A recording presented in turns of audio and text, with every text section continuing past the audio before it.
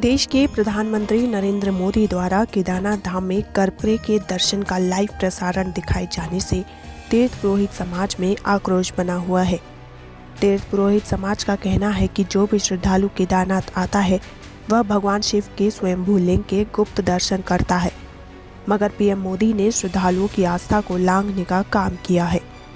PM Modi ने गर्भगृह के भीतर का लाइव प्रसारण दिखाने के साथ ही केदारनाथ मंदिर परिसर में राजनीतिक मंच भी लगाया।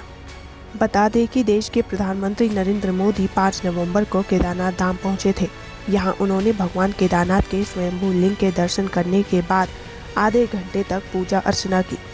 इस दौरान उनका यह लाइव प्रसारण पूरे देश को दिखाया गया। ऐसे में तीर्थ पुरोहित समाज में आक्रोश बना है। तीर्थ पुरोहित समाज का कहना है कि पीएम मोदी ने केदारनाथ पहुंचकर अच्छा कार्य तो किया, लेकिन उन्होंने तीर्थ पुरोहितों के साथ देश विदेश के श्रद्धालुओं की आस्था को ठेस पहुंचाने का काम भी किया। पीएम मोदी ने मंदिर के भीतर गर्भगृह का लाइव प्रसारण दिखाया। गर्भगृह के दर्शन गुप्त होते हैं और श्रद्धालु गुप्त दर्शन करने के बाद अपने गंतव्य को जाते हैं, लेकिन प्रधानमंत्री मोदी ने केदारनाथ मंदिर के भीतर भगवान शंकर के स्वयंभू लिंग का लाइव प्रसारण दिखाया। यह कदापि उचित नहीं था। इसका तीर्थ पुरोहित समाज पहले भी विरोध कर चुका है। पीएम मोदी के आगमन से पहले ही तीर्थ पुरोहित समाज ने शासन प्रशासन को चेता दिया था कि केदारनाथ मंदिर के भीतर गर्भगृह के दर्शन का लाइव प्रसारण नहीं होना चाहिए। साथ ही केदारनाथ मंदिर परिसर को राजनीतिक मंच न बनाया जाए। इसके बावजूद भी पीएम मोदी ने गर्भगृह के दर्शन का लाइव प्रसारण के साथ ही मंदिर प्रांगण को राजनीतिक मंच बना दिया। तीर्थ पुरोहितों ने कहा कि सभी चैनलों में केदारनाथ मंदिर में गर्भगृह का लाइव प्रसारण दिखाया गया।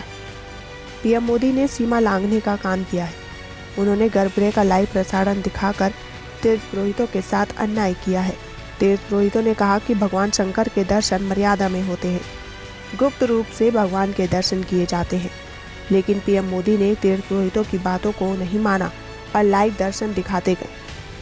तीर्थ पुरोहितों समाज ने कहा कि देवस्थानम बोर्ड को लेकर तीर्थ पुरोहितों का आंदोलन जारी रहेगा। जब तक सरकार बोर्ड को भंग नहीं करती, आंदोलन चलता रहेगा।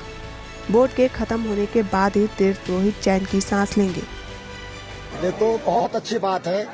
श्रद्धा पूरे विश्व की है केदार बाबा में, वैसी श्रद्धा मोदी जी की भी है। मोदी जी को हमने पहले ही कहा था। मोदी जी का जब प्रोग्राम सेट हुआ था उससे 2 दिन पहले हमने अपनी बाइट में कहा था केदारनाथ में 2 चीज का तीर्थ पुरोहित घोर विरोध कर रहे हैं। नंबर 1 चीज, यहाँ जो है राजनीतिक मंच न लगे।